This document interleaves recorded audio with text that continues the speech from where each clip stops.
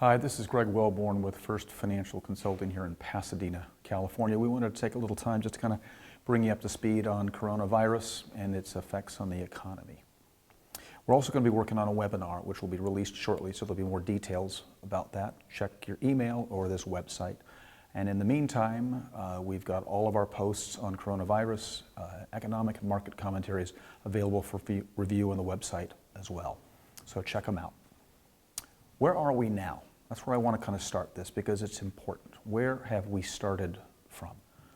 Now, some people would say we're at the end of the longest recovery, the longest bull market in history.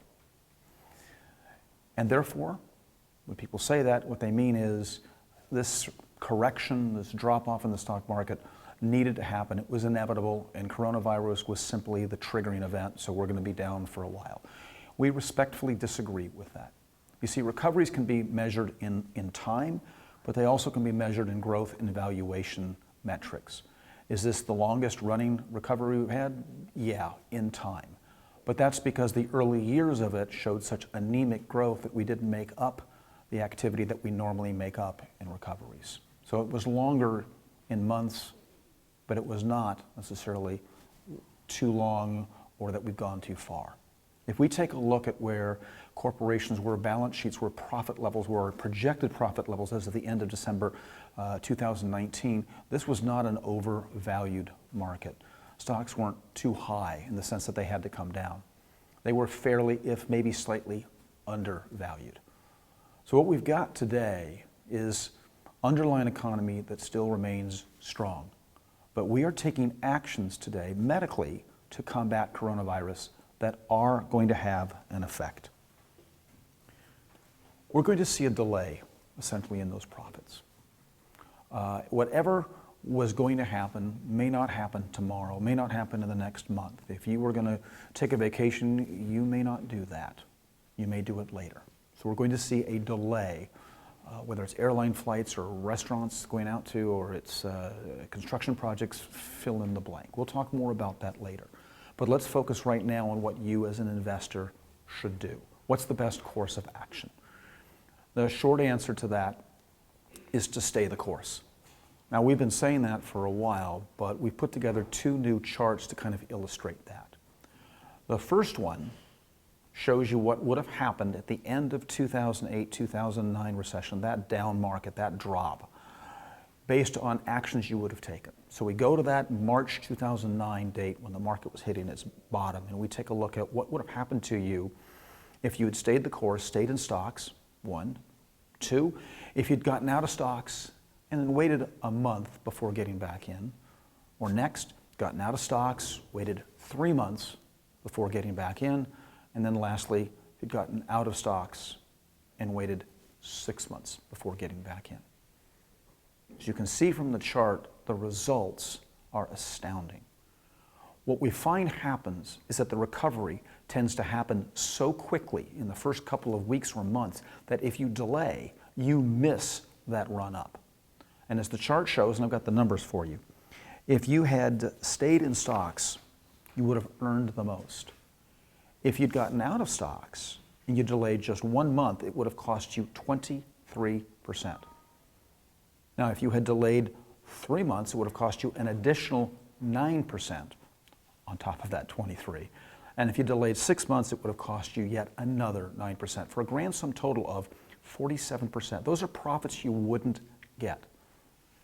Now, the second chart simply takes the first and continues it on for the decade following 2009. So all the way to 2019, and here again the results are astounding. The person who stayed involved, stayed invested, earned the most. $10,000 would have grown to roughly $42,000 by 2019 if you'd stayed invested. If you got out, waited the 6 months, that $10,000 would only be $28,000. That's a tremendous loss of profits, and it doesn't come back.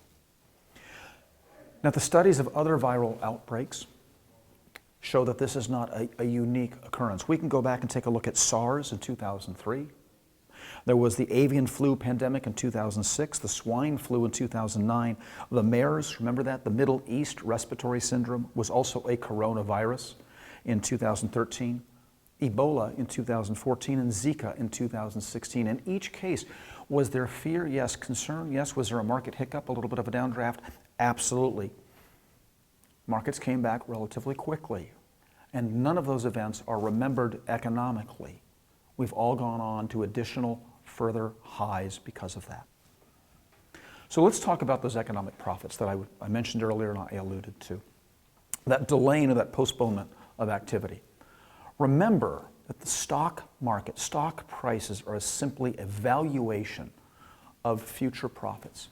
All the investors out there are trying to look at the companies that have issued stocks, whether it's the FedExes of the world or it's the GMs of the world, the Apples of the world, and figure out what are profits going to be and what's the value of them. As those profits go up, price of stock goes up. As those profits go down, the price of the stock goes down.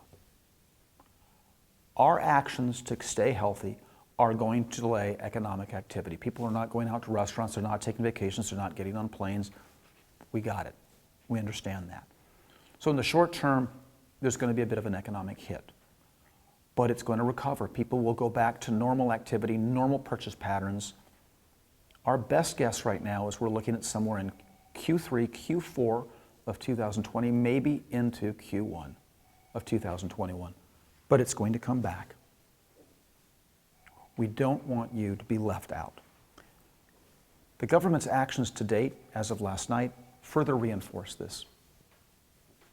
The danger here was that the government would have missed the danger of a liquidity shortage, i.e. not enough cash for people to make their purchases, not enough cash for businesses to keep their operations open, not enough cash for banks to lend.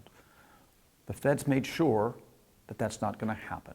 I've got a quick rundown of what they've done. First of all, the Fed cut the Fed funds rate to about 0 to 1/4 of a point. That's the rate at which one bank borrows from another. Second, they've cut the Fed discount rate to 25, 1/4%. That's the rate at which a bank can borrow directly from the Fed. Third, they're going to interject an additional $700 billion into the system. They're going to purchase bonds, treasuries, mortgage agreements. They're going to inject $700 billion into the system. Fourth, they've signaled that they will work with banks on their capital requirements. So if a bank does grant some forbearance to a business or an individual who's got some troubles with a loan during this period, the bank's not going to face a capital call. It's not going to face regulatory hassles because of that. The Fed's going to work with them on that. Fifth, the Fed has acted in concert with other central banks to make sure there is going to be sufficient dollar liquidity throughout the rest of the world as well. And lastly, the Fed has indicated that it will take other actions as necessary. This isn't it. This isn't all that's left in their toolbox. They'll do what's necessary.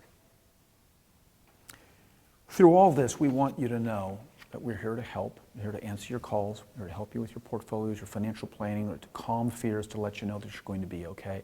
We're manning our phones. We're checking our emails. So let us know. Call us. Send us an email. We're here to help you. Let's close with one thing on a note of personal health, which we, of course, care about as well. Kind of combing through what the CDC and the World Health Organization have said, here are 5 tips on how to stay healthy. First of all, wash your hands. Secondly, if you got a cough, you do it into your elbow. Third, resist trying to touch your face. If you want to meet with people, go ahead and meet with a friend. Just don't quite get as close. Maybe stay 3 feet to 6 feet away, but you can still have social interaction. And lastly, if you feel sick, good advice in any flu season, stay at home, don't infect your friend, don't infect your neighbor. We'll summarize very quickly with the main message here. We are going to recover. Don't bail now. If you bail now, you will lock in losses. Stay the course, reclaim, regain profits, and we will go on to new highs. Any questions, give us a call. Otherwise, stay healthy out there.